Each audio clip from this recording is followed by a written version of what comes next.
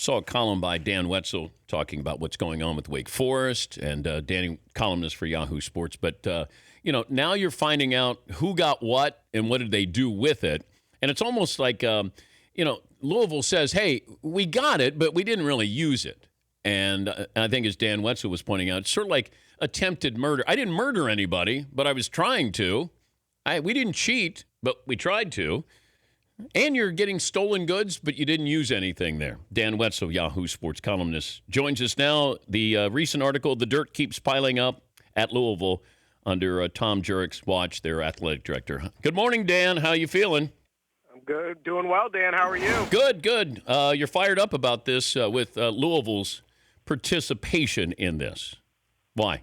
Well, I'm not the one who's going to come on and lecture anyone about ethics, so I don't really – that part doesn't bother me. More the humor of the Louisville response, which is, yeah, we did it, as you were saying, but we already knew those plays. Trust us on that. I mean, if you got caught with the cheat sheet in class and then said, but I had studied really well, that's why I got the 100 knots. I mean, it's just not really a plausible bit. And then the best part of the whole Louisville response is that Tom Jurich is disappointed that this has brought undue attention on the coaching staff as they're trying to prepare for the bowl game. Thoughts and prayers, Dan. Thoughts and prayers for the Louisville coaches. Those four guys got the secret plays that they didn't have to use or didn't use, according to them, who previously said they didn't get the secret plays. I mean, come on. The whole thing is fairly comical. I love a great college scandal, especially when it doesn't involve, we have Baylor, we have Penn State, serious stuff. I love a great college scandal when it's about who stole what from whom. That's good stuff. How deep does this go? Where's the ACC going to take this? Well, we can laugh now. I don't think it's if I was a Louisville coach or any coach that got this information, I would not be laughing. I would be at a lawyer's office right now. This is probably stolen information. Wake Forest has already called it proprietary. And as much as, look, I can't get that worked up over it, but it probably is stolen information, and that's a crime. And, you have the Louisville statement basically says one assistant gets the information from his old friend, the radio host, the radio broadcaster. Mm-hmm. He then hands it over. He's an offensive coach. He then hands over the plays or the schemes to the whole defensive staff or the defensive coaches. So there's a lot of people in Louisville that are involved in this. And then you have to say, how does Bobby Petrino know about it? How would Bobby Petrino not know about it? Exactly what preparation for a game would go down where a number of coaches on both sides of the football know about this, and he doesn't. And then you're going to say, are you all in possession of stolen property? Did you see, this could very well become a big, huge issue for those involved, even if it's not necessarily that serious of an issue from afar. I get the competition. I mean, this speaks right to the basic competition of the game. And I think that's where the ACC's got to step in. That's really why I was surprised Louisville didn't come out and say, look, we should be better than this. We don't think, we're going to suspend the guy for the bowl game. Our coaches, even if given this information, should be smart enough to say, I don't want it. That's cheating. I don't want to be involved in that. Instead, they're just basically saying, we don't care at all. It's probably not the best look going forward when this thing snowballs into a bigger scandal. Should the NCAA get involved in this? Maybe. I lecture the NCAA a lot about not getting involved in things. When they get involved in, legal matters, we're going to discipline because of, assaults or sexual assaults on campus or the Penn State thing. This speaks to the actual competition of the game. Mm-hmm.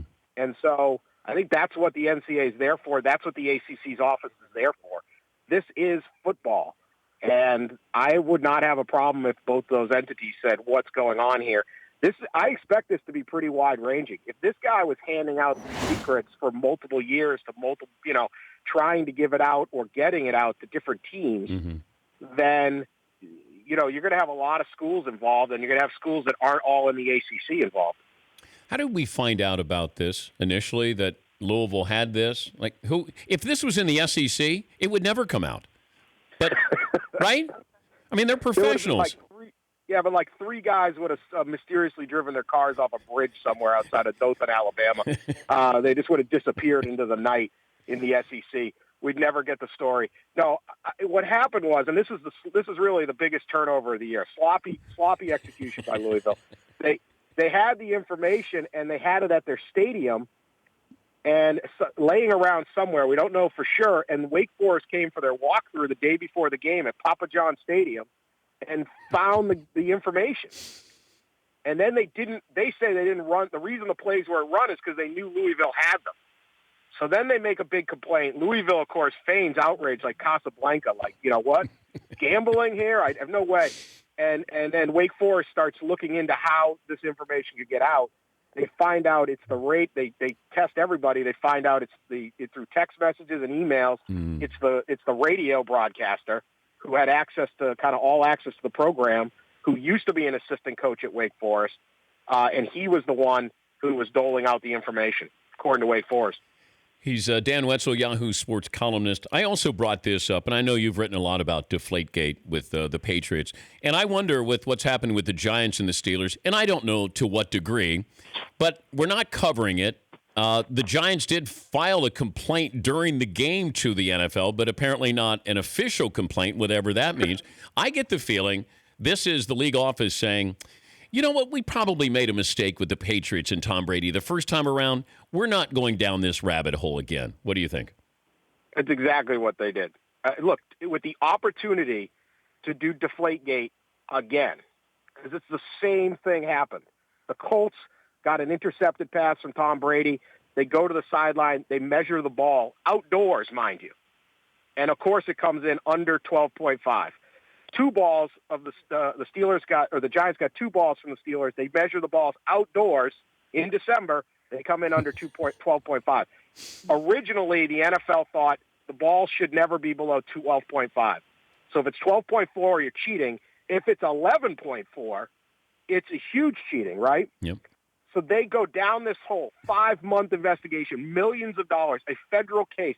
They're grilling every guy on the staff. What's your nickname? Give me all your text messages. Every single thing. On this one, they have the exact same start to the scandal. And the NFL just says, forget it, we ain't doing this.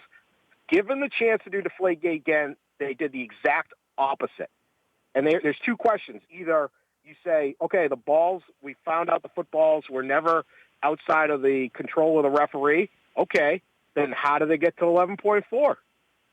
You know, my thing with the footballs of the New England, I originally thought New England did it, but the more you talk to scientists, the more you talk to professors, the footballs were never deflated in the first place. They were never tampered with. It just didn't happen. There's no deflating in Deflategate. And I think the NFL knows that now. And through actions, if not words, they're acknowledging that they did it all wrong the first time. Before I let you go, you're a smart guy. Could you decipher what the commissioner is saying when he was asked about the Steelers-Giants possible Deflategate too?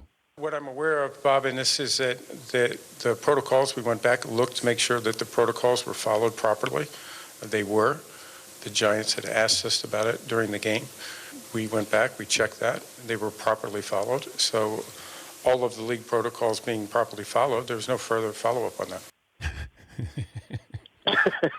What is that? What does that mean? Buzzword there. Oh, yes, absolutely. Yes. Yeah, well, he was saying that that no equipment guy got a hold of the footballs for a minute or two before the game.